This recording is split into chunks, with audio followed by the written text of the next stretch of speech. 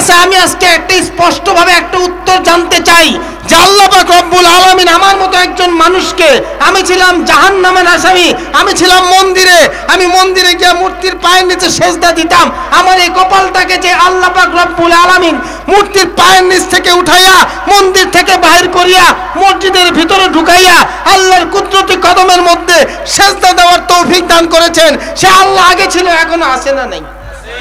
জবান খুলে বলতে হবে, আছে না নাই? আল্লাহ পাক রব্বুল আলামিন যদি আমার মতো একজন কাফের মুশরিককে কালেমার মালা পরাইয়া মন্দির থেকে বাহির করিয়া মসজিদের ভিতরে ঢুকাইতে পারে, একজন আল্লাহ ভোলা থেকে আল্লাহর পথে আনতে পারে, আল্লাহ পাক চাইলে যারা আজকে এখানে উপস্থিত হয়েছেন আল্লাহ পাক আপনাদের সকলের নামগুলোকে জাহান্নামের খাতা থেকে কাটিয়া জান্নাতীদের খাতায় উঠাইতে পারে কি পারে না? জোরে বলতে পারে কি পারে না? সে ক্ষমতা আল্লাহর আসেনি বাবা। কিন্তু আপনাদের কাছে আমি নবমুসলিম রেজাউল করিম বেশি কিছু চাই না বাজান, আমার বেশি সময় আলোচনা করার সুযোগ নাই। আমি যে কয়টা আয়াত এবং হাদিস পাঠ করেছি এর ব্যাখ্যায় বিশ্লেষণ করতে গেলে আমার কমপক্ষে 2 থেকে 3 ঘন্টা সময় লাগবে। এই 2-3 ঘন্টা সময় আমি পাবো না, কারণ মাহফিল কমিটির কাছেও সুযোগ নাই আমাকে এত লম্বা সময় দিবে। সংক্ষেপে যতটুকু পারি বলবো। আপনারা কি রাগ হবেন, বেজার হবেন? বাবা আমি কেন, আমার তো অনেক বড় বড় বক্তারা ওয়াজ করে মানুষের মন জয় করতে পারে না, কি বলেন আছে না নাই? অনেক ভালো ভালো বক্তা বয়ান করে, পাশে আরেক দোকানে 4 দোকানে বৈশা, বাড়িতে বৈশা, রাস্তাঘাটে বৈশা অনেকে সমালোচনা করে যে এই বক্তা কি ওয়াজ করছে, কোরআন হাদিস বলে নাই। বাবা আমি তো বললাম যে কটা আয়াত পাঠ করছি, ব্যাখ্যা দেওয়ার সময় নাই। এখন আপনি যদি আমার সমালোচনা করেন আমার কিছু করার আছে বলেন? কিছু করার নাই। তবে আমি আজকে আপনাদের কাছে বেশি কিছু চাই না, অল্প সময়ের মধ্যে আমি চাই আপনারা আজকে শাহজালাল শাহপরানের উত্তরসূরি হিসাবে, সৈয়দ ফজলুল করিমের উত্তরসূরি হিসাবে, আজকে মুসলমান হিসাবে, আল্লাহর বান্দা হিসাবে, আশিকে রাসূল হিসাবে আল্লাহর মুহাব্বত নিয়া, নবীর মুহাব্বত নিয়া আল্লাহ পাকের নামের একটা তাকবীর দিবেন এই মাঠের মধ্যে। পারবেন বাজান? কারা কারা পারবেন? তুই হাত উঠে নারে তাকবীর, নারে তাকবীর। আল্লাহ হাত দুই খানকে কবুল করে বলেন আমিন। আরো জোরে বলেন আমিন। হাতটা নামান বাজান, আওয়াজ হয় নাই, আওয়াজ হয় নাই, আওয়াজ আরো হবে, আরো জোরে দিতে হবে। আজকে মুসলমান দেখেন, আজকে বাংলাদেশের মধ্যে শতকরা 92-95 ভাগ মুসলমান, তারপরেও আজকে আমরা মুসলমান বাংলাদেশে ঠিক মতো শান্তিতে বসবাস করতে পারি না, কি বলেন ঠিক কিনা? আজকে ঘরে ঘুমাইতে পারি না, ডাকাতের ভয়, সমাজের মধ্যে ঠিক মতো চলতে পারি না, ছিনতাইকার, চাঁদাবাজ, রংবাজ, কি বলেন আছে না নাই?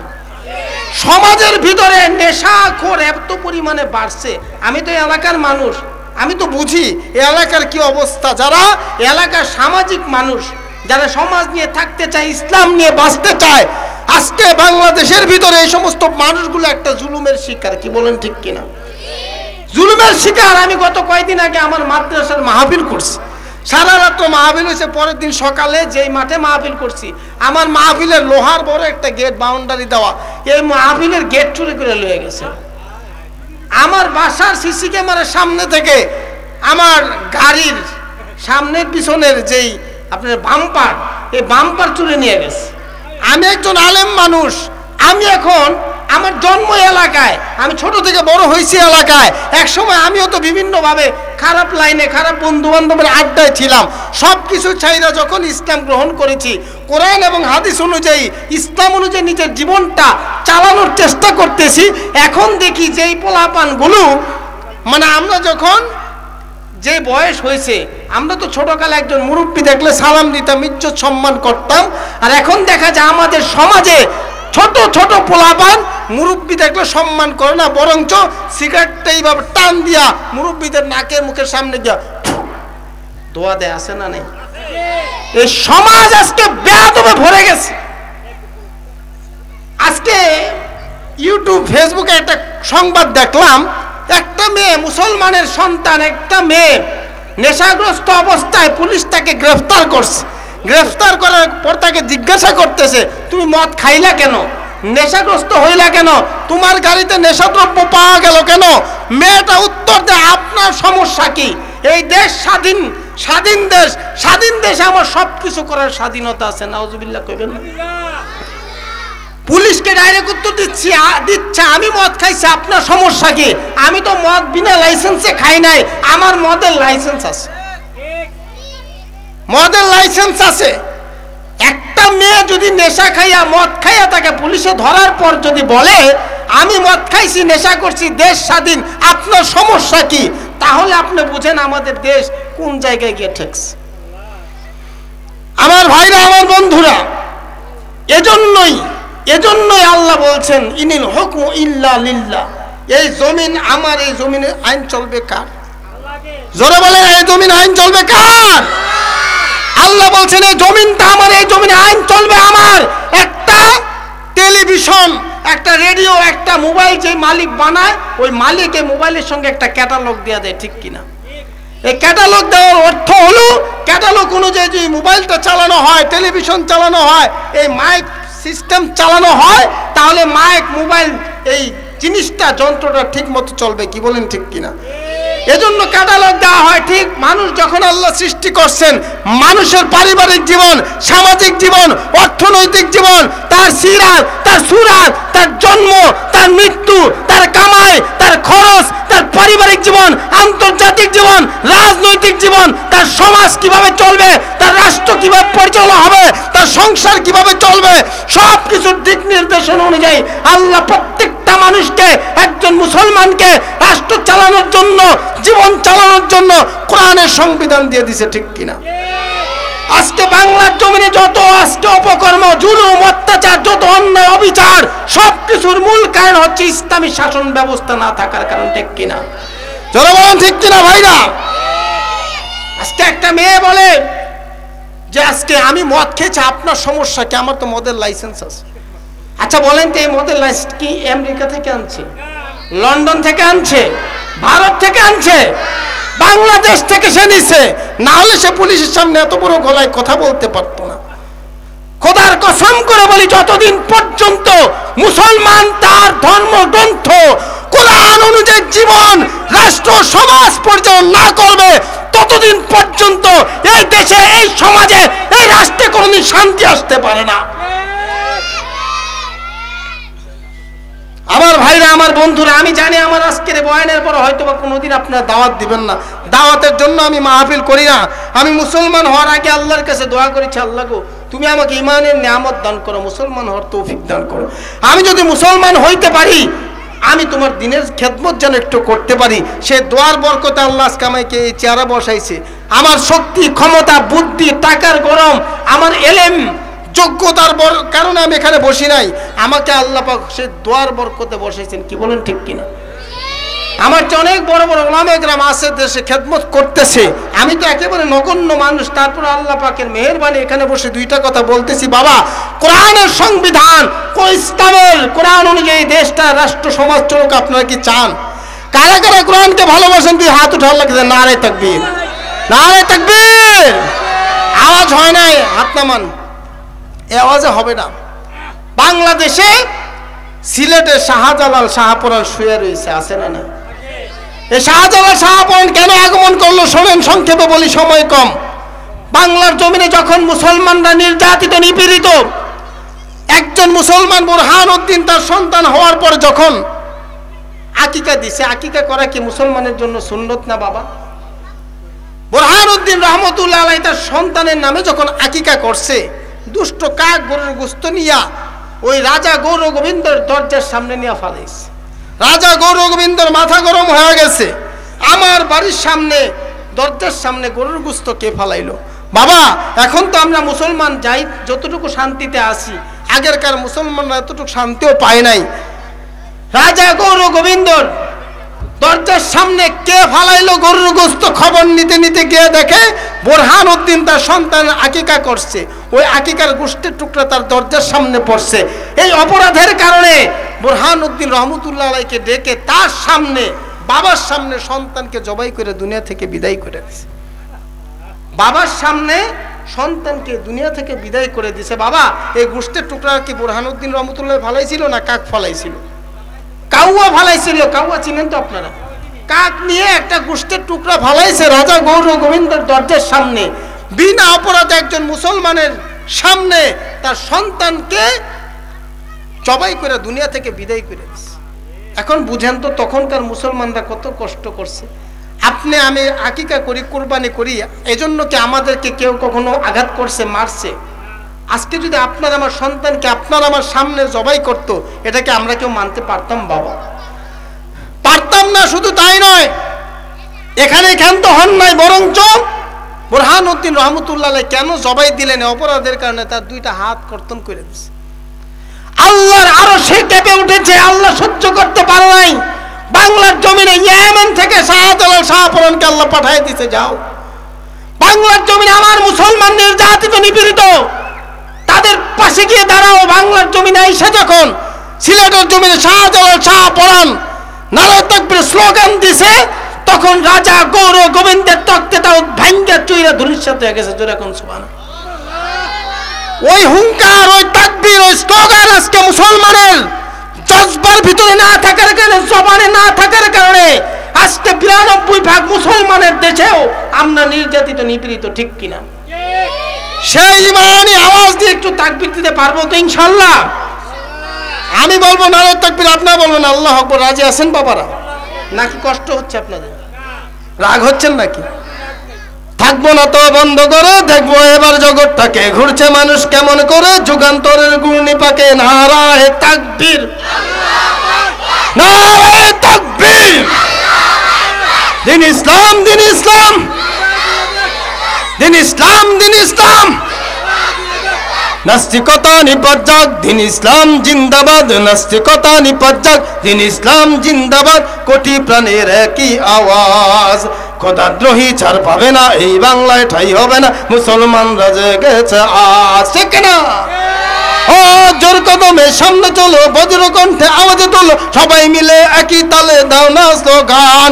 নারায়ে তাকবীর, নারায়ে তাকবীর। আল কোরআনের আলো, আল হাদিসের আলো। কোরআন হাদিস যেখানে, ইসলাম আছে যেখানে, মসজিদ আছে যেখানে, মাহফিল আছে যেখানে, নারায়ে তাকবীর। মুসলমানের এই দেশেতে নাস্তিকদের ঠাঁই নাই, নাস্তিকদের পক্ষে যারা তাদের কোনো রক্ষা নাই, ঠিক কিনা? এই দেশেতে থাকতে হলে কোরআন মানতে হবে, কোরআন না মানলে তারা বিতাড়িত হবে, ঠিক কিনা? নাস্তিকতা নিপাত যাক, দিন ইসলাম জিন্দাবাদ। নাস্তিকতা নিপাত যাক, দিন ইসলাম জিন্দাবাদ। কোটি প্রাণের একই আওয়াজ, খোদাদ্রোহী ছাড় পাবে না, এই বাংলায় ঠাই হবে না, মুসলমানরা জেগেছে আজ। জোর কদমে সামনে চলো, বজ্র কণ্ঠে আওয়াজ তোলো, সবাই মিলে একই তালে দাও না স্লোগান। নারায়ে তাকবীর, দুই হাত উঠে নারায়ে তাকবীর। ইমানি জজবানি নারায়ে তাকবীর। আজকের মাহফিল, আজকের মাহফিল, আমরা সবাই রাসূল চেনা। জোরে বলতে হবে, আমরা সবাই রাসূল চেনা। নারায়ে তাকবীর। কি ভালো লাগে না খারাপ লাগে? আল্লাহু আকবার বলতে ভালো লাগে না খারাপ লাগে? পরিবেশটা আগের চেয়ে ভালো হয়েছে না খারাপ হয়েছে? শুকরিয়া আদায় করে সবাই জোরে সোরে একবার বলে আলহামদুলিল্লাহ। আর জোরে বলে আলহামদুলিল্লাহ। আমার ভাইরা, আমার বন্ধুরা, মুরব্বী বাবারা, এই দেশে ইসলামী সুশাসন যদি কায়েম হয়ে যায়, আপনি এবং আমি ঘরের দরজা খুলে ঘুমাইতে পারবো, কোনো চিন্তা থাকবে না, ভয় থাকবে না, ঠিক কিনা? আজকে আফগানিস্তানে গিয়ে দেখেন, সারা পৃথিবীতে জরিপ করে দেখা গেছে যে সবচেয়ে ধর্ষণের হার সবচেয়ে 0% আছে আফগানিস্তানে। জোরে কন্যা সুবহান। কেন আছে? সেখানে ইসলামী খেলাফত আছে। যদি ইসলামী খেলাফত কায়েম হয়ে যায়, তাহলে নবীজির যে সোনালী যুগ ছিল, সাহাবা কেরামের যে সোনালী যুগ ছিল, আমরা আবার সেই সোনালী যুগের স্বাদ পাবো। কি বলেন, ঠিক কিনা? আল্লাহ পাক আমাদের দেশকে, বাংলাদেশকে কোরআনের জন্য, ইসলামের জন্য কবুল করুক। জোরে বলেন আমিন। আরো জোরে বলে আমিন। আমার যুবক ভাইরা, মুরব্বী বাবারা, আমার সময় খুব কম, আপনারা একটু যদি আমাকে একটু সময় দেন, আর 2-4 মিনিট কথা বলবো। বাবা সময় দিবেন? আজকে যারা আমার মাথায় টুপি মুখে দাঁড়িয়ে সুন্নতি পোশাক দেখতেছেন, বাবা ভালো লাগে না খারাপ লাগে? আজকে একজন মুসলমান চিন্তা করছেন কখনো আল্লাহ আমাকে কেন দুনিয়াতে পাঠাইলো? আমরা চিন্তা করি নাই যে কেন পাঠাইলো, কে পাঠাইলো। আবার হায়াতের একটা চালান দেওয়া দুনিয়াতে পাঠাইছে, যখন চালানটা শেষ হয়ে যাবে আমাদের সবাইকে অন্ধকার কবরে চলে যেতে হবে। কি হবে? হবে বাবা, এই দুনিয়ায় কেউ থাকতে পারবো না। এই চিন্তা করেই কিন্তু আমি ইসলাম ধর্ম গ্রহণ করেছি। মা বাবা ঘর বাড়ি সব কিছু ছেড়েছি। কেন? একমাত্র ইসলাম পাওয়ার জন্য, আখেরাতে নাজাত পাওয়ার জন্য। আখেরাতে মুক্তি, আখেরাতে নাজাত পাওয়ার আশা কি আপনাদের আছে বাজান? দেখেন দুনিয়াটা একেবারে ক্ষণস্থায়ী। কতটুকু ক্ষণস্থায়ী দেখবেন, একজন সুস্থ মানুষ, ভালো মানুষ ঘর থেকে বের হয়েছে, বাজারে গেছে, হঠাৎ করে তার সামনে আজরাইল চলে আসছে। ওই মানুষটা বাজার থেকে আর বাড়িতে আসতে পারে নাই বাবা, পারবেও না। দুনিয়াতে আসছি আমরা অল্প সময়ের জন্য, কখন যে চলে যাব কারো জানা নাই। চক্ষুটা বন্ধ হওয়ার পর দেখবেন আপনার যেই বন্ধু আপনাকে ছাড়া থাকতে পারতো না, প্রতিদিন আপনাকে ফোন দিয়ে বাইরে নিয়ে যায়, চা খাইতে নিয়ে যায়, ঘুরতে যায়, ওই বন্ধুটাই দেখবেন আপনার বাড়িতে আইসা আপনার কাছে বইসা আপনার শার্টের বোতামগুলো খুলবে, আপনার প্যান্ট খুলে আপনাকে, আপনার যে পোশাক আছে সব খুলে ফেলবে। তিনি আপনাকে গোসল করানোর জন্য পানি ঢালবে, তিনি আপনার জন্য গরম পানি করবে। আপনার কাছের মানুষগুলো আপনার জন্য গোরস্থানে গিয়া গর্ত করিয়া কবর খনন করিয়া বিসমিল্লাহি ওয়া আলা মিল্লাতি রাসূলিল্লাহ বলিয়া আপনাকে আমাকে ভাই কবরের মধ্যে শোয়ায় দিবে। কবরটা রাখার পর মিনহা খলাকনাকুম ওয়া ফিহা নুঈদুকুম ওয়া মিনহা নুখরিজুকুম তারাতান উখরা। দোয়া পড়বেন, এক মুষ্টি দুই মুষ্টি করে মাটি দিতে দিতে দেখবেন আপনার আমার ঘরটা কবর ভরে ফেলছে। কবরে দেওয়ার পর সবাই যার যার ঘরে চলে আসবে, কিন্তু ওই অন্ধকার কবরে আমাকে আপনাকে একাই থাকতে হবে। কি হবে না বাজার? এখানে আমরা যারা আছি সময়ের ব্যবধানে, আজ থেকে 50 বছর হোক, 100 বছর হোক, পরে হোক, হলেও আমাদেরকে দুনিয়া ছেড়ে একদিন যেতে হবে। কি হবে? আমি কোরআনুল কারীম থেকে একটা আয়াত পাঠ করেছিলাম। আল্লাহ তাআলা বলেন, ইয়া আইয়ুহাল্লাযীনা আমানুত্তাকুল্লাহ, হে ঈমানদারেরা তোমরা আমি আল্লাহকে ভয় করো। আল্লাহ কেন আল্লাহকে ভয় করতে বলছেন? ইত্তাকুল্লাহা হাক্কা তুকাতি ওয়া লা তামুতুন্না ইল্লা ওয়া আনতুম মুসলিমুন। আল্লাহ বলেন, হে আমার বান্দারা তুমি আমি আল্লাহকে ভয় করো। শুধু ভয় করলে চলবে না, ভয় করার মতো ভয় করো। এমন ভাবে ভয় করো যেইভাবে আমি আল্লাহকে ভয় করলে তুমি নামাজ ছাড়তে পারবা না। এমন ভাবে আমি আল্লাহকে ভয় করো যেইভাবে আমি আল্লাহকে ভয় করলে তুমি গুনাহ করতে পারবে না, জিনা করতে পারবে না। যেইভাবে আমি আল্লাহকে ভয় করলে তুমি সুদ খাইতে পারবে না, ঘুষ খাইতে পারবে না। যেইভাবে আমি আল্লাহকে ভয় করলে তুমি বেপরদায় চলতে পারবে না। যেইভাবে আমি আল্লাহকে ভয় করলে তুমি একজন মানুষের উপর জুলুম করতে পারবে না, সেইভাবে আমি আল্লাহকে ভয় করো। কে বলছেন? ইয়া আইয়ুহাল্লাযীনা আমানুত্তাকুল্লাহ ইত্তাকুল্লাহা হাক্কা তুকাতি ওয়া লা তামুতুন্না ইল্লা ওয়া আনতুম মুসলিমুন। তারপরে আল্লাহ বলতেছেন, হে আমার বান্দা বান্দিরা খবরদার খবরদার, তোমরা মুসলমান না হয়ে কেউ কবরে আসিও না, কেউ মরিও না। আমার ভাইরা, এখানে আমরা যারা আছি কেউ কেউ অমুসলিম আছি, আমরা সবাই মুসলমান, কিন্তু আল্লাহ এই আয়াতখানা নাজিল করছে মুসলমানদের জন্যই। আল্লাহ বলতেছেন, ইয়া আইয়ুহাল্লাযীনা আমানুত্তাকুল্লাহ, হে ঈমানদারেরা যারা আমি আল্লাহকে বিশ্বাস করো, যারা আমি আল্লাহর উপরে ঈমান এনেছো, তোমরা আমি আল্লাহকে কি করো? ভয় করো। ভয় করার মতো ভয়, এমন ভাবে ভয় করো যেইভাবে ভয় করলে আজান হইলে তোমাকে তোমার বিছানা তোমাকে শুইতে দিবে না, তোমার ভিতরে অস্থিরতা শুরু হয়ে যাবে। কখন মসজিদে যাব, কখন নামাজে যাব, এমনভাবে আল্লাহকে ভয় করতে হবে ভাইরা, যেন আমি ভয়, আল্লাহর ভয়ে গুনাহ করতে না পারি, গুনার কাজের কাছেও যাইতে না পারি। ওই রকম আল্লাহকে ভয় করতে রাজি আছি সবাই? আছি? কারা কারা রাজি আছে? দুই হাত উঠে আল্লাহকে দিয়ে নারে তাকবীর। ভাইরা, আমার সময় শেষ। লম্বা সময় পাইলে লম্বা আলোচনা করতে পারতাম। আমার আলোচক স্টেজে চলে আসছে, আমাকে যতটুকু সময় দিয়েছিল আমি শুধু ভূমিকায় শেষ করে রাখলাম।